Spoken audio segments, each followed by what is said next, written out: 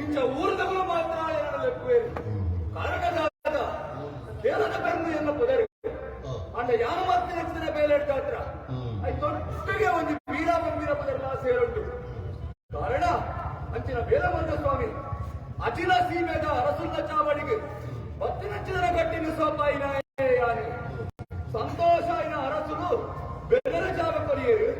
ಊರ್ದು ಜವನಿಯರು ಮಾತಾ ಸೇರ್ತು ಪೂರ್ತಮಾಲೆ ಮಾತು ಸನ್ಮಾನ ಮಾಡ್ತೇವೆ ಮನಸ್ಸಿಗೆ ಭಾರಿ ಸಂತೋಷ ಅಂಚ ಬಂದು ಕೈಕಂದಿರಗಿದಾಲ ಕಾಯಿಲೆ ಬತ್ತನಂದ